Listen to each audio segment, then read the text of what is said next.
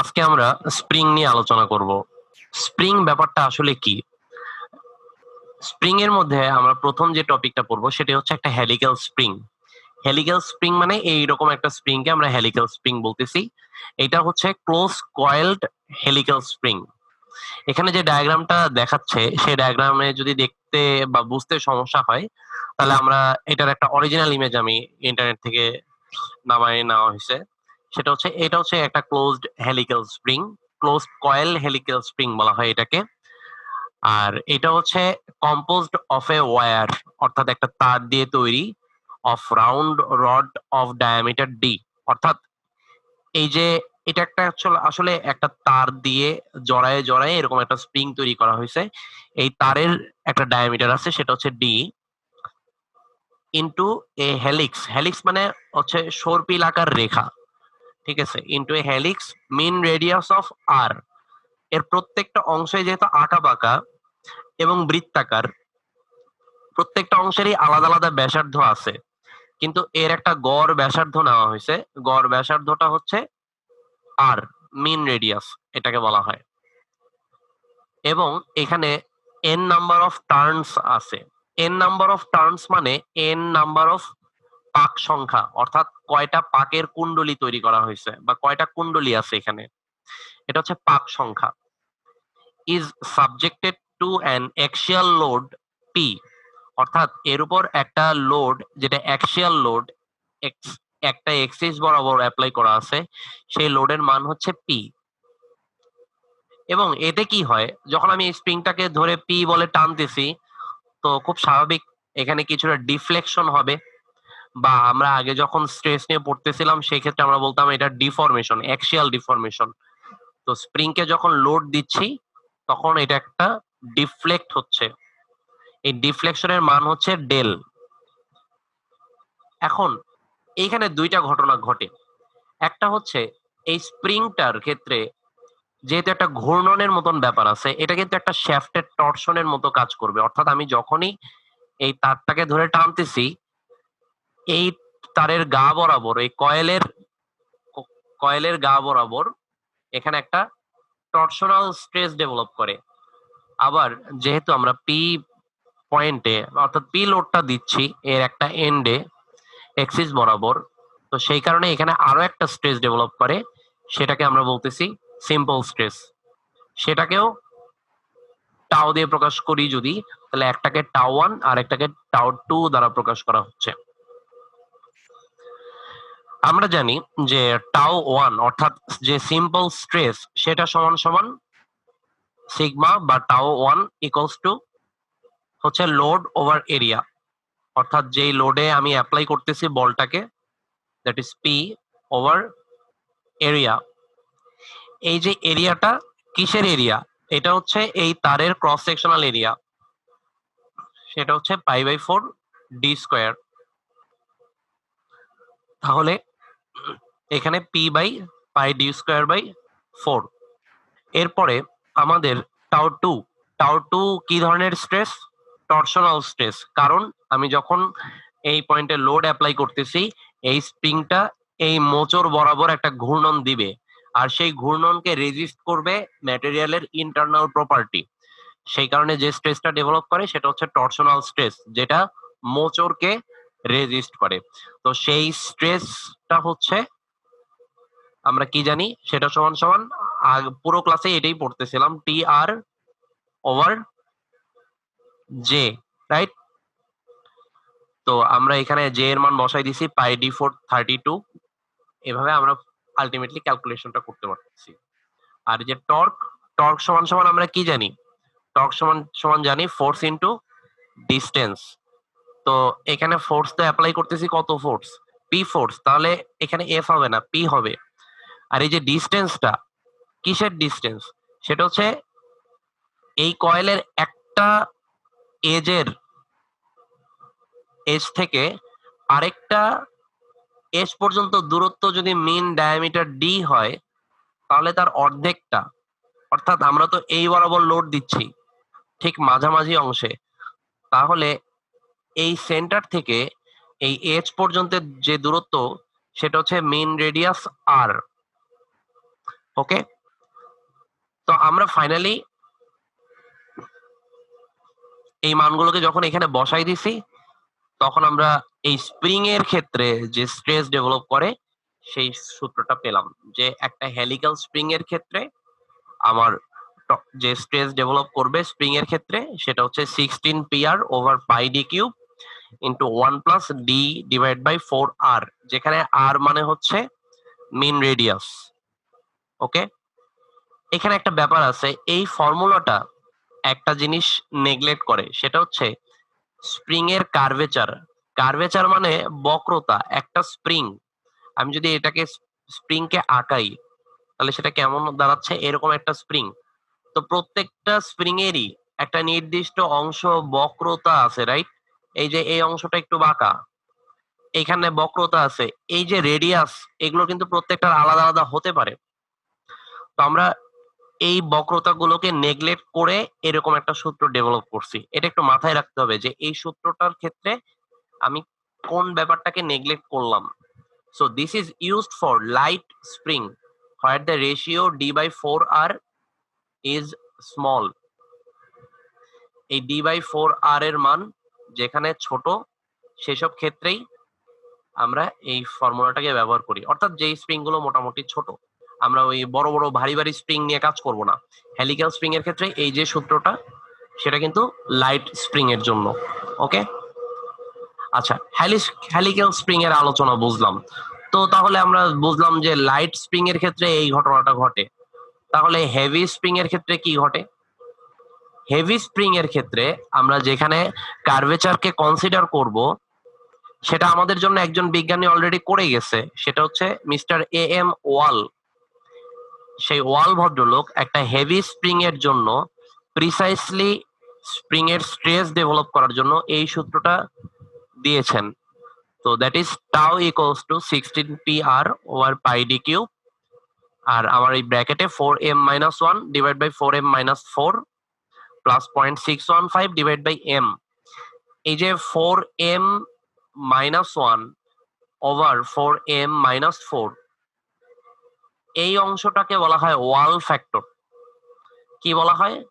ওয়াল factor. আর এই যে m, এই m কে বলা হয় স্প্রিং ইন্ডেক্স। তো m এর যে মানটা সেটা সাধারণত d আর r এর সম্পর্কের উপর নির্ভর করে। d আর r এর উপরে এই আমার স্প্রিং ইন্ডেক্স এটা নির্ভর করে। এটা আমরা পরবর্তীতে অঙ্কের সময় আরো ডিটেল ব্যাপারটা বুঝাই দিব যে অ্যাকচুয়ালি m ক্যালকুলেট করতে হয় কিভাবে। তাহলে আমরা ওয়াল ফ্যাক্টর পর্যন্ত বুঝলাম। আর এই স্প্রিং এর ক্ষেত্রে ইলংগেশনের মান কত? সেটা হচ্ছে 64 pr cube n divide by g d⁴। Okay, 64 pr cube n divide by g d⁴। এই দুইটা সূত্র কিসের ক্ষেত্রে? মনে রাখতে হবে এই দুইটা সূত্র কিন্তু হেভি স্প্রিং এর ক্ষেত্রে। সাধারণত যেগুলোর ক্ষেত্রে আমরা m এর মান বের করতে পারবো সেগুলোর ক্ষেত্রে আমরা বুঝতে পারবো যে এইটা অ্যাকচুয়ালি হেভি স্প্রিং এর জন্য ক্যালকুলেশন করতে বলে দিছে। আমরা যদি এই ডিফ্লেকশনের সূত্রটা একটু খেয়াল করি তাহলে ডেল সমান সমান 64 পি। পি মানে হচ্ছে লোড, যে লোডটা অ্যাপ্লাই হয়েছে। আর মানে হচ্ছে মেইন রেডিয়াস, আর এন হচ্ছে পাক সংখ্যা। তাহলে আমরা এখান থেকে বলতে পারতেছি যে আমার যে ডিফ্লেকশনটা হয় সেটা actually is proportional to load. সে লোডের মান কত? P, right? এখন এইখান থেকে আমরা একটা প্রপোর্শনালিটি কনস্ট্যান্ট নিয়ে আসি, that is K, spring constant. আর সেটাকে আমরা লিখতে পারি, যদি আমরা এখানে ইকুয়ালস চিহ্ন দেই আর এখানে কে নিয়ে আসি প্রপোর্শনালিটি কনস্ট্যান্ট, তাহলে আমরা কে এর মানকে কত লিখতে পারি? পি ওভার ডেল, অর্থাৎ লোড ওভার ডিফরমেশন। বা এই সূত্র থেকে যেটা বলতে পারি সেটা হচ্ছে পি বাই ডেল এর মান বের করতে গেলে কি হবে? জি d⁴ এর মানটা উপরে উঠে যাবে আর 64 আর কিউব এন এর মানটা নিচে নেমে যাবে। আর এর একক কত? নিউটন পার মিলিমিটার। ওকে, এইটা হচ্ছে আমাদের spring constant.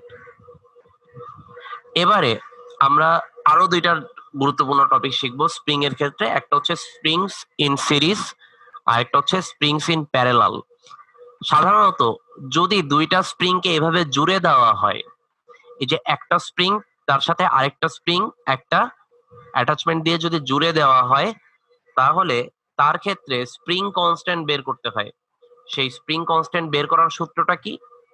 Total spring constant যদি কে হয়, তাহলে সম্পর্কটা দাঁড়াচ্ছে 1/k equals to 1/k1 plus 1/k2।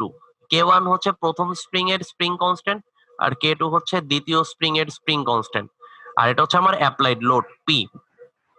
ওকে, আচ্ছা, এখন এটা আমরা একটু যদি খেয়াল করি, এটা কিন্তু আমাদের ইলেকট্রিক্যাল সার্কিট যখন সলভ করি তার রেজিস্ট্যান্সের মতো। প্যারালাল সার্কিট যখন হয় তখন কিন্তু আমরা এই কাজটাই করি, যে প্যারালাল রেজিস্ট্যান্স থাকে, তার যদি নেট রেজিস্ট্যান্স অর্থাৎ বা আমরা যদি ইকুইভ্যালেন্ট রেজিস্ট্যান্স বা তুল্য রোধ বের করতে চাই, তাহলে আমার এই দুইটা রেজিস্ট্যান্স যেটা আছে R1 আর R2, তাদের ইনভার্স গুলোকে যোগ করে দিতে হবে। তাহলে 1/R equals to 1/R1 plus 1/R2।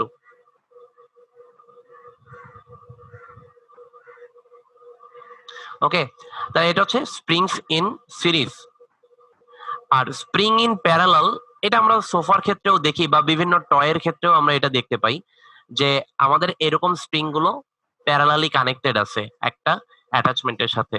তো এতে হয় কি, ট্র্যাম্পোলিন বা সোফা সেট, অন্যান্য অনেক ধরনের টয়ের ক্ষেত্রেই আমরা এই প্যারালাল যে স্প্রিং আছে সেই স্প্রিংটা ব্যবহার করে থাকি।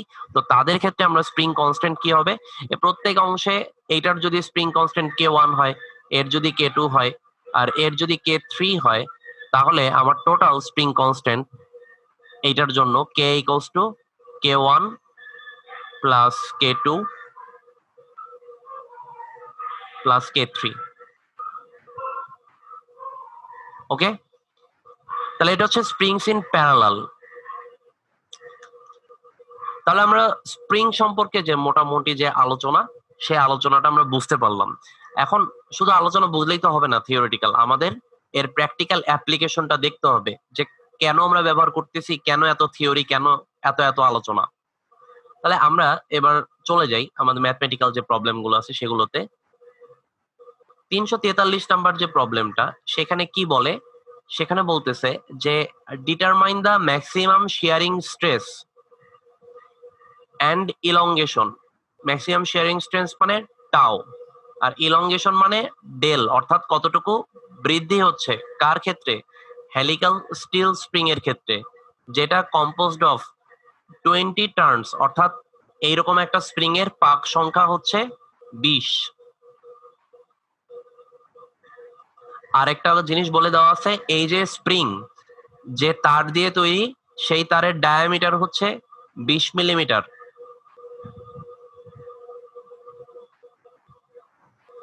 এবং এর একটা মিন রেডিয়াস দেওয়া আছে। সেই মিন রেডিয়াসের মান কত? মিন রেডিয়াসের মান হচ্ছে 90 মিলিমিটার।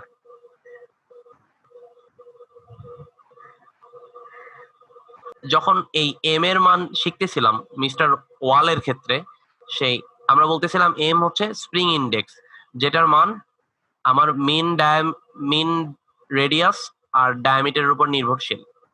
তাহলে সেখান থেকে আমরা এম এর যে শর্ত, সেটা হচ্ছে M equals to 2r over D. R হচ্ছে মিন রেডিয়াস আর ডি হচ্ছে ডায়ামিটার। এখানে আমাদের কিন্তু দুইটাই দেওয়া আছে, ডায়ামিটারও দেওয়া আছে, আবার মিন রেডিয়াসও দেওয়া আছে 90 মিলিমিটার। তো এখান থেকে ফাইনালি আমরা সবকিছুর মানই জানি। যদি খেয়াল করি যে পি এর মান এটা দেওয়া আছে 1.5 কিলো নিউটন সাপোর্টিং লোড, জি এর মান অর্থাৎ রিজিডিটি বা স্ট্রেংথ কত, সেটা হচ্ছে 83 গিগাপ্যাসকেল, সেটাও দেওয়া আছে। তো ফাইনালি আমরা কি পাচ্ছি, আমরা পাচ্ছি 16 পি আর, এই সবগুলো মান বসিয়ে টাও ম্যাক্স এর মান। আর টাও ম্যাক্স এর মান কোন সূত্র থেকে আসতেছে? এই মান থেকে। আর যে ডিফরমেশন, অর্থাৎ আমার এই স্প্রিং এর টানার পরে যে ডিফ্লেকশনটা হচ্ছে, সেই ডিফ্লেকশনের সূত্রটা কি? 64 P R cube N divide by G D to the power 4। তাহলে 64 P R cube N, G এর মান, ডি এর মান সব বসাই দিলে আমরা ডিফ্লেকশনের মান পেয়ে যাচ্ছি। মানে এই অঙ্কটা জাস্ট আর কিছুই না, সিম্পল সূত্র বসিয়ে আমরা ম্যাথটা করে ফেলতে পারতেছি। তো এখান থেকে আমরা কি শিখলাম? এখান থেকে আমরা শিখলাম কি করে হেলিক্যাল স্প্রিং এর ম্যাক্সিমাম শিয়ার স্ট্রেস, অর্থাৎ ওই ম্যাটেরিয়ালে একটা নির্দিষ্ট পরিমাণ লোড দিলে কতখানি শিয়ার স্ট্রেস ডেভেলপ করবে আর কতখানি ডিফ্লেকশন হতে পারবে সর্বোচ্চ, সেটা হচ্ছে 105.4 মিলিমিটার যদি 1.5 কিলো নিউটন লোড অ্যাপ্লাই করি। এবার পরবর্তী আরেকটা ম্যাথ আমরা দেখব, সেটা হচ্ছে 348। এই ম্যাথটাতে কি বলছে, একটা রিজিড বার আছে, সেই রিজিড বারটা 2 ফিট 4 ফিট আর 3 ফিট এরকম একটা কম্বিনেশনে দেওয়া আছে। এই রিজিড বারটার একটা প্রান্তে একটা হেলিক্যাল স্প্রিং আছে আর আরেকটা আছে এই সাপোর্টটার পরে ও পয়েন্টে একটা পিন সাপোর্ট দেওয়া আছে এবং প্রান্তে একটা লোড অ্যাপ্লাই করা আছে, সেটা হচ্ছে ডাব্লিউ। আমাদেরকে এখানে কি কি দেওয়া আছে এবার আমরা একটু ক্লিয়ার হই, যে আমাদেরকে এখানে যে স্প্রিং দেওয়া আছে সেই স্প্রিং এর পাক সংখ্যা কত সেটা দেওয়া আছে, সেটা হচ্ছে 20। এই স্প্রিং এর ডায়ামিটার কত সেটাও দেওয়া আছে, সেটা হচ্ছে 4/3 আরেকটা জিনিস দেওয়া আছে, এই স্প্রিং এর মিন ডায়ামিটার সেটা হচ্ছে 6 ইঞ্চি, এটাও দেওয়া আছে যে মিন ডায়ামিটার 6 ইঞ্চি। আমাকে বের করতে হবে ম্যাক্সিমাম লোড ডাব্লিউ এর মানটা কত। এখানে আমরা সর্বোচ্চ কত লোড ঝুলাতে পারবো যেটা এই দুইটা স্প্রিং এর পক্ষে ক্যারি করা সম্ভব, অর্থাৎ আমি যদি ডাব্লিউ ঝুলাইও তাও এই বিমটা এরকম স্ট্রেট অবস্থানে থাকবে। ওকে, তাহলে আমরা আমাদের ক্যালকুলেশনে চলে যাই, যে আমরা এখানে দেখতে পাচ্ছি যে ডাব্লিউ লোডটা যদি নিচের দিকে কাজ করে তাহলে আমাদের কমন সেন্স কি বলে, এই প্রান্তটা উপরের দিকে উঠে যাবে, রাইট? ডাব্লিউ নিচে নামতেছে, ডাব্লিউ নিচে নামতেছে আর আমার এই প্রান্তটা উপরে উঠে যাচ্ছে, এরকমই তো ঘটনা ঘটবে, রাইট? ওকে, এখন যদি এ নিচে নামতে চায় ডাব্লিউ, তাহলে এই স্প্রিং কি করবে, এই নিচে নামাটাকে আটকানোর চেষ্টা করবে। তার মানে স্প্রিং এর যে টেনশনটা অর্থাৎ টান সেটা কোন দিকে কাজ করবে, উপরের দিকে। আবার একইভাবে এই প্রান্ত উপরে উঠে যাওয়ার চেষ্টা করতেছে, তো সেটাকে বাধা দিবে কে, এই স্প্রিংটা, কারণ এই স্প্রিংটা চাবে কি এই বিমটা যাতে এরকম সোজাসুজি থাকে, রাইট? তাহলে এই স্প্রিংটার টান কোন দিকে কাজ করতেছে, নিচের দিকে। এখন এই যখন অবস্থা, তাহলে আমরা এখান থেকে একটা আরেকটা চিত্র আঁকতে পারি, সেটা হচ্ছে যে আমার এই ডাব্লিউটা নিচের দিকে চলে যাচ্ছে আর আমার এই প্রান্তটা উপরের দিকে উঠে যাচ্ছে, আর এখানে একটা সাপোর্ট দেওয়া আছে, তাহলে এই পয়েন্টটা হচ্ছে সাপোর্ট, যেটাকে একটা লাল ডট দিয়ে দেখাই। তো আমরা এই বরাবর ডাব্লিউ লোড বসালাম, এই বরাবর পি2 লোড আর এই বরাবর পি1 লোডকে বসাচ্ছি। তারপর আমাদের বের করতে হবে এখানে কত লোড আমরা বসাতে পারবো, যদি শিয়ারিং স্ট্রেসের যে লিমিট সেটা বলে দেওয়া আছে 20 কিলো স্কোয়ার ইঞ্চি। যেহেতু আমাদের শিয়ারিং স্ট্রেসের মান বলে দেওয়া আছে, দ্যাট ইজ টাউ, তাহলে আমরা বুঝতে পারতেছি এই সূত্রটা আমাদেরকে, এই অঙ্কটা আমাদের চাচ্ছে আমরা যাতে এই সূত্রটা ব্যবহার করি। তাহলে আমরা টাউ সমান সমান জানি 16 PR over pi D cube into 1 plus D by 4R। এই স্প্রিংটা লাইট স্প্রিং, ঠিক আছে, ছোট স্প্রিং, এই কারণে আমরা মিস্টার ওয়ালের যে ফর্মুলা আছে সেই ফর্মুলাটাকে আমরা ইউজ করতেছি না। তো D/4R এই মানটা আমরা বসাই দিচ্ছি, তাহলে এখানে কত আসতেছে, 1/16, রাইট? তো ফাইনালি এখান থেকে আমরা পি এর মান, যেটা পি এর মানটা বের করতেছি, এটা হচ্ছে লোড। এই লোডটা কিসের লোড, এই লোডটা হচ্ছে টোটাল যে লোডটা পড়তেছে স্প্রিং এর উপর সেটা। এখন for this problem the critical spring is the one that is subjected to tension. ওকে, তাহলে আমাদের এই অংশটাতে আমরা লোড ধরে নিচ্ছি 519.75 পাউন্ড, যেটা এখান থেকে পাচ্ছি। এটা হচ্ছে আমাদের ক্রিটিক্যাল স্প্রিং, মানে যে স্প্রিং এ আমাদের অ্যানালাইসিসটা ক্যালকুলেট করতে হবে। তো এইখানে আমরা যখন P2 এর মান 519.75 পাউন্ড বসাচ্ছি, এখানে কিন্তু দুইটা বল কাজ করতেছে, একটা হচ্ছে ডাব্লিউ নিচের দিকে কাজ করতেছে আর P1 নিচের দিকে কাজ করতেছে, আর P2 যে বলটা সেটা কাজ করতেছে কোথায়, সেটা কাজ করতেছে উপরের দিকে। এটা আমাদের মাথায় রাখতে হবে। এখানে আমরা যখন এই ত্রিভুজটা আঁকালাম, এই ত্রিভুজটা আসলে কি নির্দেশ করে? এই যে P1 এই লোডের কারণে কতটুকু ডিফরমেশন হয়েছে, P2 এই লোড বরাবর কতটুকু ডিফরমেশন হয়েছে। ডেল ওয়ান যে ডিফরমেশনটা, এই ডাব্লিউ তো নিচে নেমে গেল, এই যে ডেল ডাব্লিউ ডিফরমেশন, ডাব্লিউটা নিচে নামার কারণে এই প্রান্তটা উপরে উঠে গেছে, তাহলে সেই ডিফরমেশনটা একটা পজিটিভ ডেল ওয়ান। ওকে, তারপরে আমরা এই চিত্রটা তৈরি করছি, তো ফাইনালি এই পয়েন্টের ডিফরমেশন হচ্ছে নিচের দিকে, সেটা হচ্ছে ডেল টু। তাহলে আমরা ডেল ওয়ান আর ডেল টুর মধ্যে একটা সম্পর্ক বের করতেছি। কোনো কিছু কেন বের করতেছি সেইটা আমাদের আগে বুঝতে হবে। আমরা বের করতেছি কারণ P1 আর P2 এর সাথেই ডাব্লুর সম্পর্ক আছে। আমরা যদি P1 আর P2 বের করতে পারি তাহলে ডাব্লুর মানটা পেয়ে যাব। তাহলে আমরা তাই করি। Del one divided by two. কেন? যেহেতু এই ত্রিভুজটা আর এই ত্রিভুজটা সদৃশ, অর্থাৎ একই রকম দেখতে, তাই এদের অনুরূপ বাহুর অনুপাতগুলো সমান। এটা হচ্ছে 4 ফিট। তাহলে ইকুয়ালস টু এখানে কি দাঁড়াচ্ছে? Del one divide by 4, del two divide by 4, আর এখানে হচ্ছে ডেল ওয়ান ডিভাইড বাই 2। তো ফাইনালি আমরা এখান থেকে P1 আর P2 এর একটা সম্পর্ক পেলাম। আর আমরা বলে নিছি যে আমাদের এখানে যে ক্রিটিক্যাল স্প্রিং অর্থাৎ W এর কাছাকাছি কে আছে? এই স্প্রিংটা, রাইট? P2। তাহলে ধরে নিচ্ছি এই যে আমার স্ট্রেস বের করছি, সেই স্ট্রেসের জন্য যে লোডটা পেলাম সেই লোডটা আসলে এই P2 লোড। ওকে, আচ্ছা, তাহলে আমরা এখান থেকে P2 এর মানটাও বসাই দিয়ে আমরা P1 এর মান পেয়ে গেছি। এখন ওরা এখানে ও পয়েন্টে মোমেন্টের মান নিছে, টোটাল মোমেন্ট। তো সামেশন অফ ও পয়েন্টে মোমেন্টের মান কত? সেটা হচ্ছে 0, কারণ এই বিমটা তো স্থির। যদি মোমেন্টের মান 0 না হতো তাহলে এখানে একটা নড়াচড়া হতো কোথাও, কিন্তু সেটা হবে না।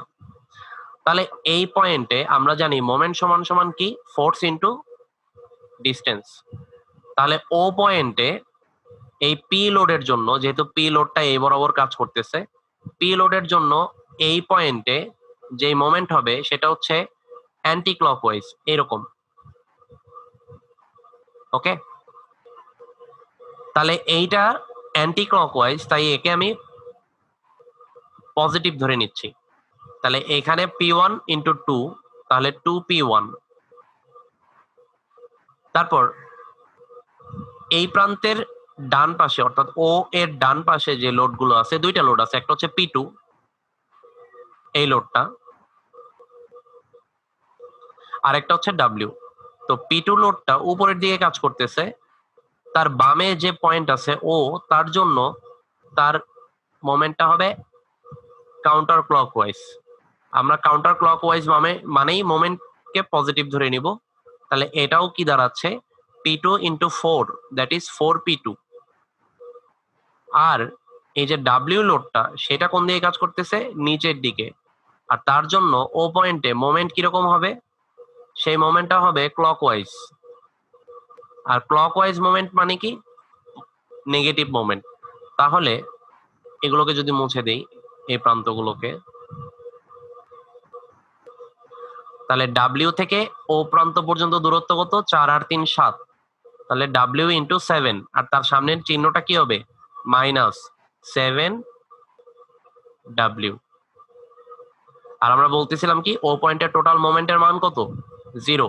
এবার মাইনাস 7W কে যদি সমীকরণের ডান পাশে নিয়ে আসি তাহলে সেটা কত আসতেছে? 7W equals to 2P1 plus 4P2।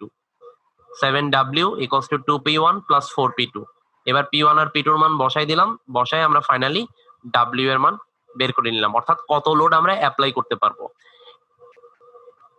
ওকে, তাহলে এই প্রবলেমটা যদি আমরা আরেকবার পড়ি, তাহলে এই প্রবলেমটাতে আমার বলা আছে কি একটা রাইজিড বার অর্থাৎ একটা দৃঢ় বার যেটা ও পয়েন্টে পিন করা আছে, স্থির অবস্থানে থাকবে এই পয়েন্টে।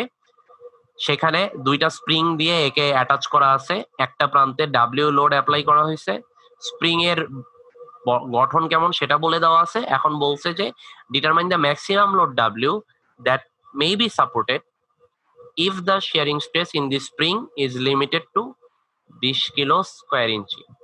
যেহেতু এই ডাব্লিউর কাছাকাছি এই স্প্রিংটা আছে, তো কাজে আমরা ধরে নিচ্ছি এই স্প্রিংটাই সবচেয়ে ক্রিটিক্যাল, অর্থাৎ এর ডিফরমেশনটা কিন্তু সবচেয়ে বেশি হয়েছে, রাইট? তাহলে এর সাপেক্ষেই আমরা ম্যাক্সিমাম শিয়ারিং স্ট্রেসটা বের করছি, সেটা হচ্ছে 20 কিলো স্কোয়ার ইঞ্চি। আর এখান থেকে আমরা পেয়ে গেলাম ফাইনালি লোড, এই পি এর মানটাকে P2 হিসাবে কনসিডার করে ফাইনালি আমরা আমাদের যে ডাব্লিউ এর মান সেটাকে বের করলাম। ওকে, তো স্প্রিং এর এই আলোচনার মাধ্যমেই আজকের আলোচনাটা শেষ স্প্রিং নিয়ে। আর আপনাদের এই চ্যাপ্টারেরও আলোচনা এখানেই শেষ। আমরা টরশন চ্যাপ্টারটা শেষ করলাম। টরশন চ্যাপ্টারে আমরা তিনটা অংশ পড়ছি। একটা হচ্ছে অ্যাঙ্গেল অফ টুইস্ট বের করা, একটা হচ্ছে টর্কের মান কি করে বের করতে হয়, আর একটা হচ্ছে স্প্রিং কিভাবে কাজ করে।